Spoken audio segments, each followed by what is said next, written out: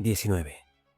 Apenas había terminado Vinicio la lectura de esta carta, cuando Quilón penetró en su biblioteca, sin haber sido anunciado, pues tenía orden los sirvientes de admitirlo a cualquier hora del día o de la noche.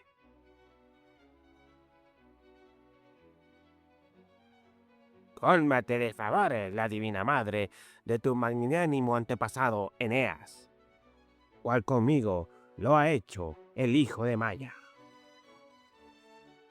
¿Qué quieres decir?, preguntó Vinicio, saltando del asiento donde se hallaba junto a la mesa.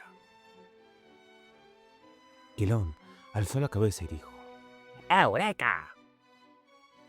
El joven patricio se hallaba tan excitado que por lo largo tiempo no pudo articular la palabra. ¿La has visto?, preguntó por fin. He visto a Urso y he hablado con él. ¿Sabes entonces dónde se hallan ocultos? No, señor, otro hombre, por vanidad, hubiera hecho saber a Eligio que había adivinado quién era, o bien pudiera intentado averiguar dónde vivía y hubiera recibido entonces un puñetazo, después del cual todos los asuntos de la tierra habrían cesado de interesarle. O habría despertado las sospechas del gigante, consiguiendo que, acaso en esa misma noche, se hallara la joven oculta en otro escudrijo. Yo no he obrado así. Me basta, por ahora, saber que Urso trabaja cerca del Emporium, al servicio de un molinero, que se llama Demas, como uno de los libertos. Y ahora, cualquier esclavo de tu confianza puede ir por la mañana, seguir su pista y descubrir el lugar donde se esconde. Así pues, te traigo simplemente la seguridad de que, hallándose aquí Urso, la divina Ligia también está en Roma. La segunda noticia de que soy portador es que la joven irá esta noche a Ostinium, con toda seguridad. ¿A Ostinium? ¿Dónde es eso?, dijo Vinicio, interrumpiendo, y con un ademán que evidentemente demostraba su deseo de correr al punto del sitio indicado. Un antiguo hipogem situado entre las vías Salaria y Nomenetana, ese pontífice máximo de los cristianos de quien ya te he hablado, y al que esperaban, ha llegado, y esta noche predicará y bautizará en el cementerio indicado.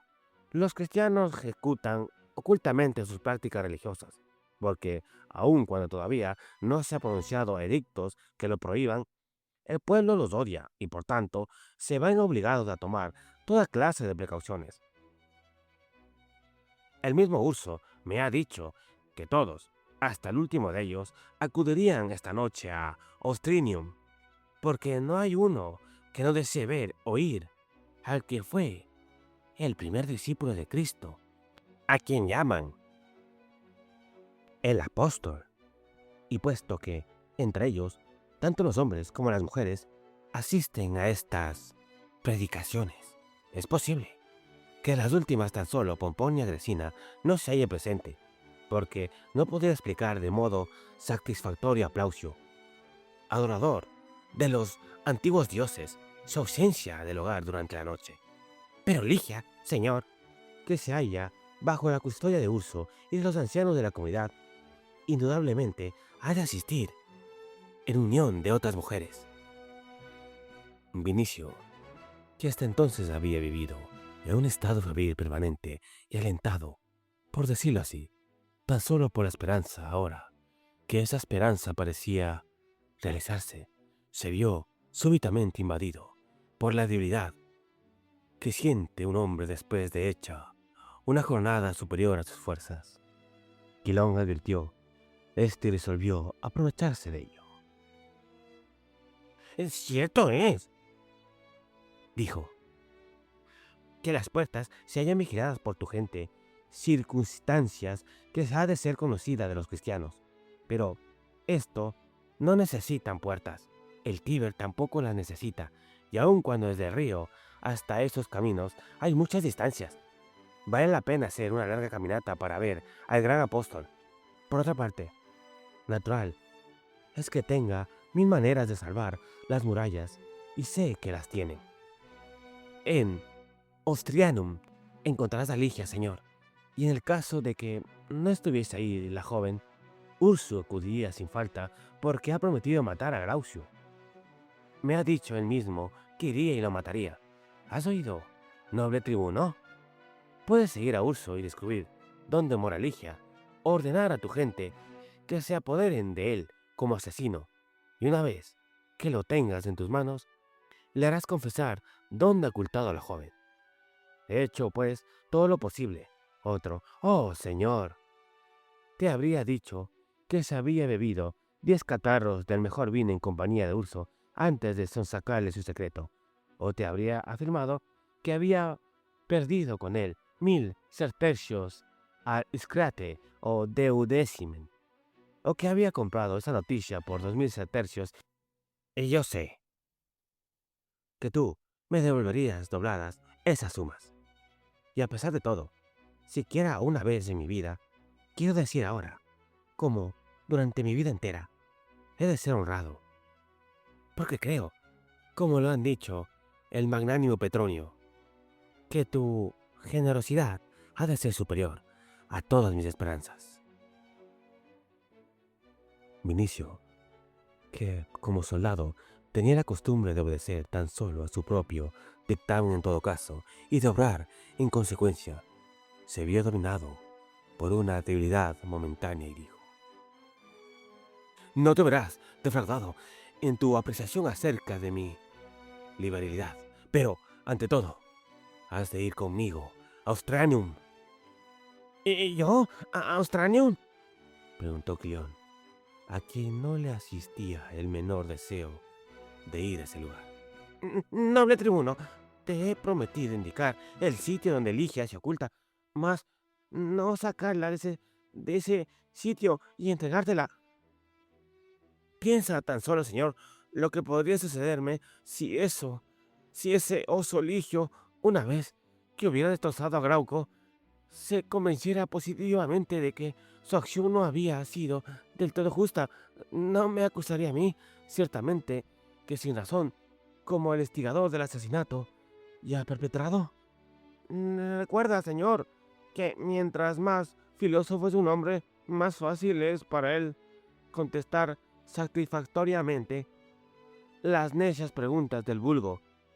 ¿Y qué contestación habría yo de darle entonces si me preguntase por qué había calumniado a Grauco? Si sospechas que te estoy engañando, págame solo cuando te haya señalado la casa donde vive Ligia. Y ahora, demuéstrame siquiera una parte de tu generosidad, por si tú, señor, lo que todos los dioses juntos no han de permitir, sucumbes víctima de algún accidente, no voy a quedar yo sin recompensa alguna, ya que tu corazón no sería capaz de soportar semejante desgracia.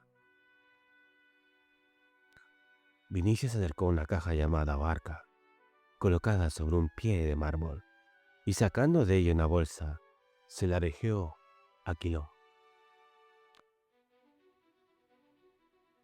Estos son escrúpula. Cuando Ligia se encuentre en mi casa, le dijo, recibirás la misma bolsa llena de aurei. ¡Por Júpiter!, exclamó Quilón. Pero frunció el ceño Vinicio y agregó, aquí comerás y a continuación descansarás. No te moverás de aquí hasta el anochecer, y cuando caiga la noche irás conmigo a Ostrinum. El temor y la vacilación se pintaron en el semblante del griego. Enseguida se tranquilizó un poco y dijo, ¿quién puede oponerse a tu voluntad, señor? Y recibe mis palabras como un feliz augurio, igual que nuestro gran héroe acogió palabras semejantes en el templo de Amón. En cuanto a mí, agregó sacudiendo la bolsa, estos escrúpulos han sobrepujado a los míos, y esto sin mencionar tu amistad, que para mí representa una suerte y un placer. Vinicio lo interrumpió con impaciencia y le pidió detalles de su conversación con Urso. De ello resultó claramente que se escribiría en la misma noche el sitio donde se ocultaba Ligia, o podría Vinicio apoderarse de ella en el camino, al regreso de Astenium. Y solo al pesar esto, se sentía Vinicio transportado de loca alegría. Teniendo ahora la certidumbre de hallar a Ligia, se desvanecía casi por completo su cólera y su resentimiento contra ella. A cambio de la ya cercana felicidad, perdonaba toda ofensa. Pensaba en ella como un ser amado y deseado y experimentaba la sensación como si hubiera de volver tras un largo viaje. Hasta le asaltaba deseos de reunir a todos sus esclavos y ordenarle que decorasen la casa con flores y guirnaldas. Y tal hora no conservaba rencor ni siquiera al mismo Urso. Estaba pronta a perdonar todo el mundo. El propio Quilión, quien a pesar de sus servicios le había inspirado hasta entonces una especie de pulsión, se le presentaba ahora, por primera vez, como una persona entretenida y extensa de vulgaridad. Vio su casa más luminosa, le brillaron los ojos y su rostro parecía aclararse. Sus anteriores melancolías y dolores no le habían dado todavía la medida cabal de su amor por Ligia. Todo esto le comprendía ahora cuando esperaba recobrarla de nuevo.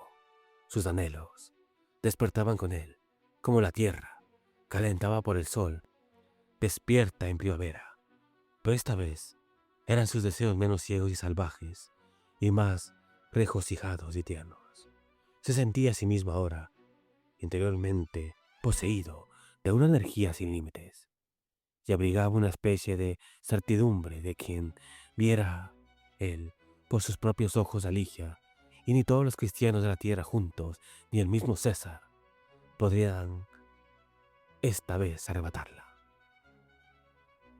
Quilión, animado por el júbilo que se pintaba en el semblante de Vinicio, recobró su verbosidad y empezó a dar consejos.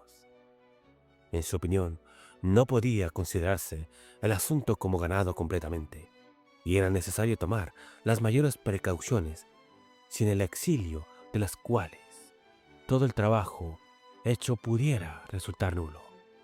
Rogó a Vinicio que no arrebatase a Ligia de Astenium. Deberían ambos ir ahí, con las cabezas cubiertas por caperuzas y culto al semblante, y limitarse a observar a los presentes desde algún rincón oscuro. Cuando vieran a Ligia, sería la más prudente seguirla a cierta distancia, observar en qué casa entraba, rodear ésta al amanecer con un gran número de esclavos y llevársela a plena luz del día. Como era un rehén y pertenecía especialmente al César, bien podía hacerlo sin temor alguno a la ley.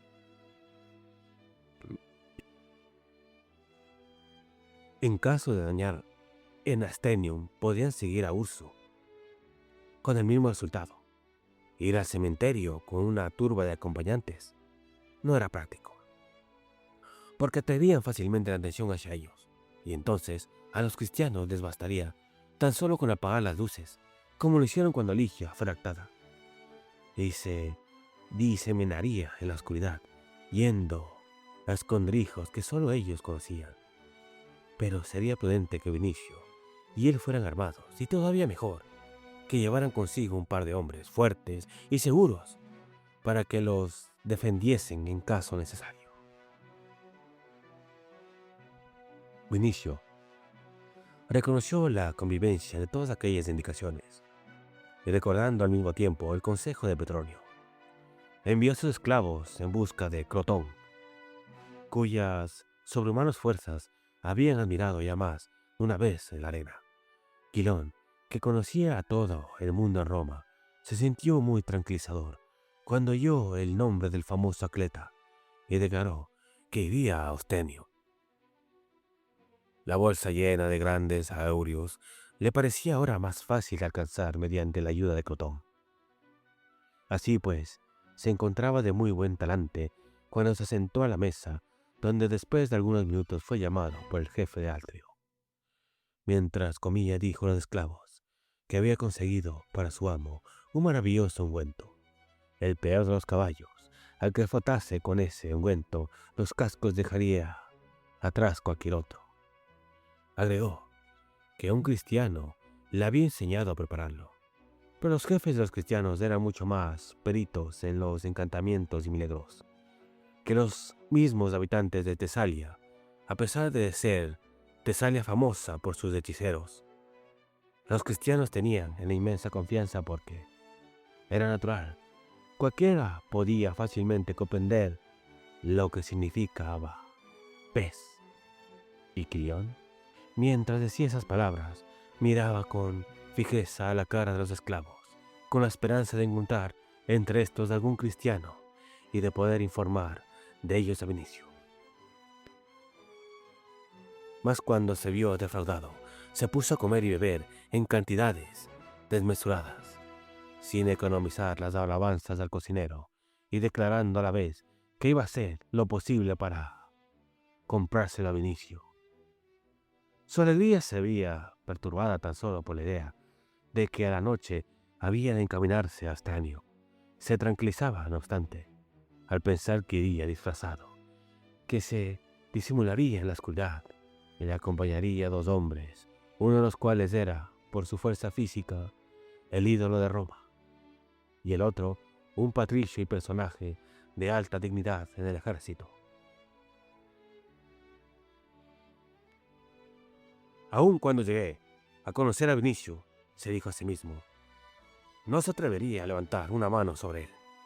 Y en cuanto a mí, trabajo les doy si logro verme siquiera la punta de la nariz. Luego empezó a recordar los detalles de su entrevista con el obrero, y ello le llamó de satisfacción. No le asistía la menor duda de que ese obrero era Urso. Conocía su fuerza extraordinaria, por lo que le había contado a Vinicio y los esclavos que condujeron a Ligia desde el palacio del César. Cuando había preguntado a Euricio si conocía algún hombre de fuerza excepcional, no era pues de extraño que aquí le hubiera indicado a Urso. Luego la confesión y rabia que se había apoderado del obrero, a la simple mención de Vinicio y Ligia, no le dejaban la menor duda acerca de que estas personas se hallaban relacionadas particularmente con él. También el obrero había hecho alusión a la penitencia que estaba observado por su delito de matar a un hombre. Y Urso había matado a Tasino. Finalmente, su aspecto correspondía de manera perfecta al retrato que del Ligio había hecho Vinicio. El cambio de nombre era lo único que podía suscitar alguna duda. Pero Quilión no ignoraba. Con frecuencia, los cristianos adoptaban nombres nuevos en la pila bautismal. Lo mejor sería que Urso matara a Glaucio, pensó Quilón. Pero si no lo matara, quedaría demostrado cuán difícil es el asesinato para los cristianos. Yo pinté como un verdadero hijo de Judas de Glauco. Estuve tan elocuente que hasta una piedra se habría conmovido, y sin embargo, con ello conseguí a duras penas que ese oso Ligio asomara la garra. Estuvo vacilante y habló de su penitencia y de su arrepentimiento. Evidentemente, el asesino no es cosa ordinaria entre los cristianos. Hay que perdonar las ofensas propias y de las ajenas. No hay que vengarse demasiado. Ergo, detente, Quilón, a pensar. ¿Qué puede amenazarte? A Glauco no le está permitido vengarse de ti. Si Urso no mata a Glauco en castigo de un crimen tan grande como es traicionar a todos los cristianos, mucho menos ha de poder matarte a ti por la pequeña ofensa de haber traicionado a un solo cristiano. Además, inmediatamente que haya indicado que a este hordoso palomo turcasa el nido de su tortilla, me lavaré las manos de todo y trasladaré a Nápoles mi persona. Los cristianos hablan de eso, de una especie de lavado de manos. Evidentemente, se trata de un nuevo método merced, al cual si un hombre tiene algún negocio pendiente con ellos, lo termina en definitiva con solo recurrir al qué buenas gentes son estos cristianos, y como la calumnia los malos. Oh Dios, tal es la justicia de los hombres en este mundo. Por eso yo amo ahora esa religión, puesto que prohíbe matar. Y si prohíbe matar, por cierto, tampoco permite robar, mentir y levantar falsos testimonios. En consecuencia, no puedo declarar que, por ese lado, sea una religión cómoda. Es evidente que no solo prescribe, como enseña los estoicos, bien morir, sino también vivir honradamente. Si alguna vez llego a tener fortuna y una casa como esta, y tantos esclavos como tiene Vinicio, ¿acaso me haga cristiano por todo el tiempo que me convenga? Porque un hombre rico puede permitirse toda clase de libertades, hasta la de ser virtuoso. Sí, esta es una religión de ricos. Así pues, no comprendo cómo puede haber tantos pobres entre sus prosélitos. ¿Qué ventaja puede arrancarles y por qué se dejan atar las manos por la virtud? He de ponerme a meditar esto alguna vez. Entre tanto, honor a ti, Hermes, por el auxilio que me has prestado para el descubrimiento de esos animalote. Pero, si tal has hecho por el interés de las dos blancas terneritas al mismo tiempo, con cuernos dorados, no te conozco. Avergüénzate, asesino de Argo. Un dios tan sabio como tú, ¿es posible que no haya previsto desde arriba que nada recibiría? Te ofreceré mi gratitud, y si ella prefieres 2 bestias, te será la bestia tercera. Y entonces, en el mejor de los casos, debería convertirte en pastor y no en dios. Y ten cuidado, no sea que yo, como filósofo, pruebe a los hombres que no existes, y entonces todos cesarán de presentarte ofrendas. Te conviene, de todos modos, estar en una buena relación con los filósofos.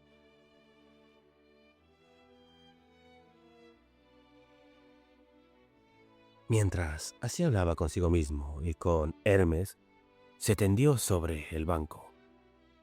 Puso bajo su cabeza el manto y dormía profundamente, cuando vinieron los esclavos a recoger la mesa. Despertó, mejor dicho, lo despertaron. Sobre la llegada de Crotón, se dirigió entonces al antrium y empezó a examinar, lleno de complacencia, las formas de aquel maestro, ex gladiador, que parecía llenar todo con su inmensidad. Crotón acababa de estipular el precio de la expedición y ahora conversaba con Vinicio. Por Hércules, Decía: ha sido muy oportuno que me hayas hecho hoy tu llamamiento, señor, porque mañana debo partir a Benevento, a donde me reclama el noble Batinio, a fin de que en presencia de César me enfrente con un tal Sifax, el negro más forzudo que hasta hoy ha producido África. Ya te imaginarás, señor, cómo crujirán su espina dorsal entre mis manos, y cómo además le he de quebrar la negra quijada con el puño. Por Polus, estoy seguro, Crotón, de que así lo harás, contestó Vinicio. Y obrarás muy bien, agregó Quilón. Sí, rómpele, además, la quijada. Esa es una buena idea, y a la vez un acto muy propio de ti. Estoy dispuesto a apostar que le quebrarás la mandíbula.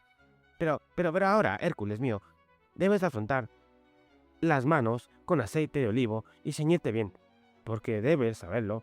Posible es que te encuentres con un verdadero caco, el hombre que custodia a la joven por quien se interesa. El digno Vinicio tiene, al parecer, una fuerza excepcional.